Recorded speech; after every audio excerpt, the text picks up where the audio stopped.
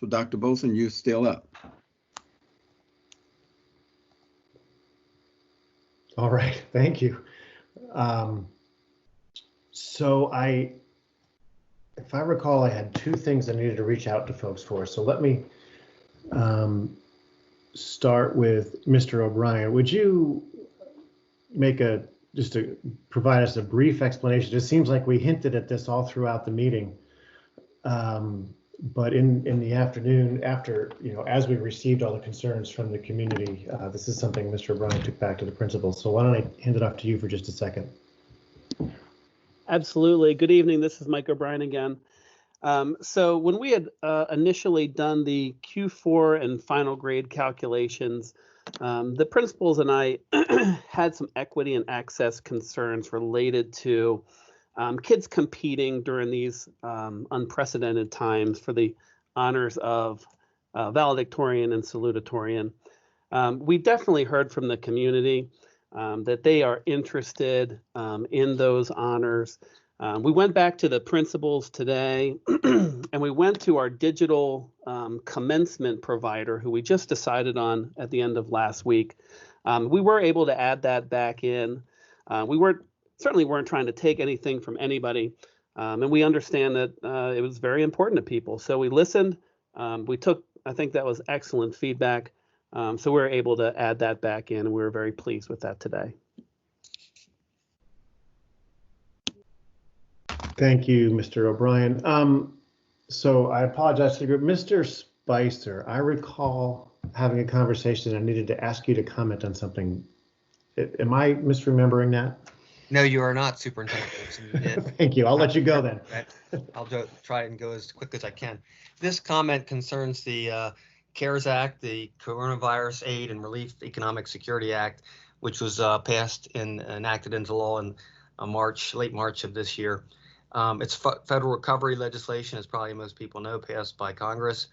It authorizes federal funds to be paid to state education agencies, who in turn pay those funds to local education agencies, of which the Board of Education of Harford County would be one. A portion of those funds are, pursuant to the CARES Act, required to be used to provide equitable services to non-public schools. Equitable services are things like extra instruction, counseling, home tutoring, and things of those natures. The CARES Act, in its own text, provides that funding that LEAs allocate to equitable services is to be based on the Title I model, which means it will be based on the number of students who reside in a Title I school attendance area and will also attend a non-public school, whether the non-public school is in Harford County or anywhere. The United States Department of Education has issued guidance saying that the funding that LEAs allocate to equitable sources or services is to be based on the total enrollment of all non-public schools in the county itself. That approach results, the DOE guidance approach would result in less money for being allocated for equitable services for Title I students and more money being allocated for all non-public school students, including students who would, of course, not be eligible for Title I funds and who may come from very wealthy backgrounds. The MSDE is currently requiring local education agencies in Maryland to follow the DOE guidance. The point of my comments is to say that we as a school system intend to take a position that the DOE guidance conflicts with the CARES Act and protect our position and preserve further arguments that the equitable services allocation should follow the CARES Act model rather than the DOE guidance, so that there's more equitable spending and the concentrated funding goes to students that are Title I eligible. That concludes my comments with respect to that matter. Thank you.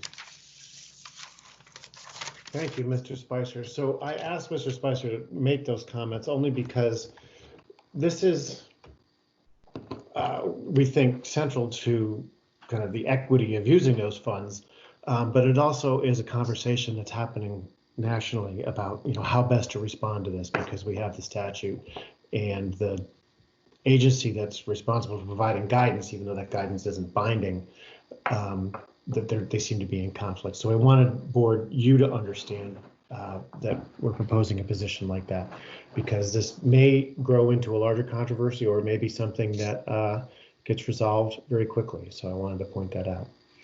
Other elements for the report this evening.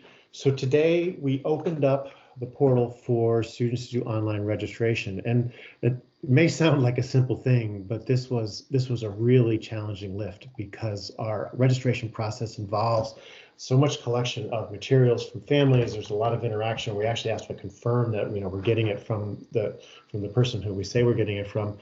And so this is the first time we've ever done this, like so many other things, remotely.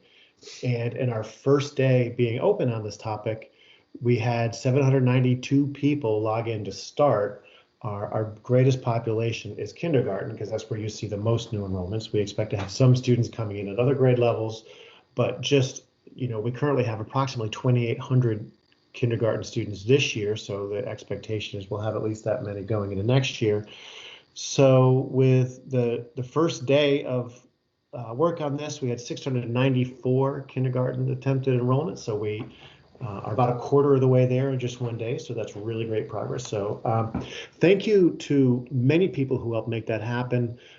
Matthew Paine is our application development team leader, and I think known across the district as sort of a genius in helping make all this happen. He works in the technology department with Mr. Moore, but of course our student services team under Mr. Hennigan and so many others had to make this happen. So thank you to everybody.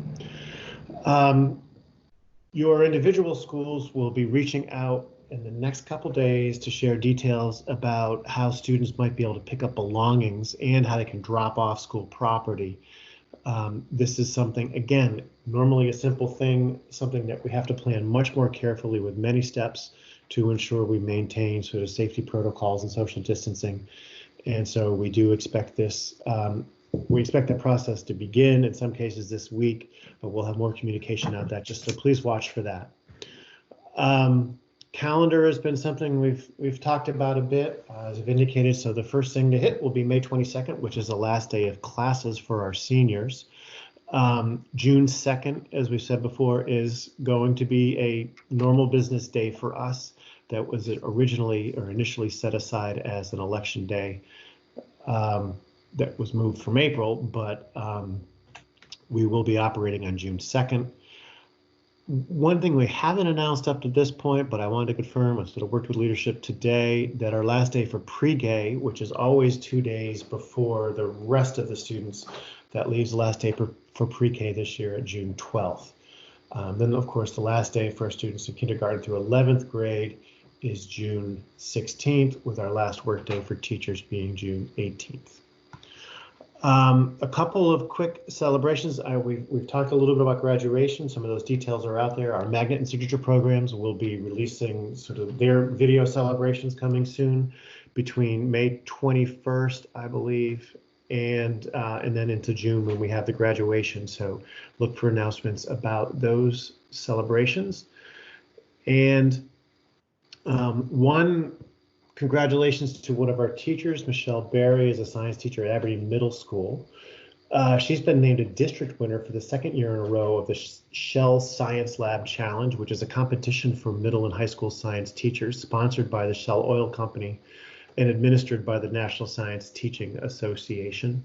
The competition encouraged teachers in grades 6 through 12 who found innovative ways to deliver quality lab experiences with somewhat limited resources to share their approaches for a chance to win a science lab makeover.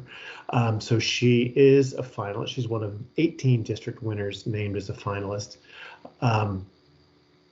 And then 5 finalists will be chosen to compete for the grand prize of the lab makeover.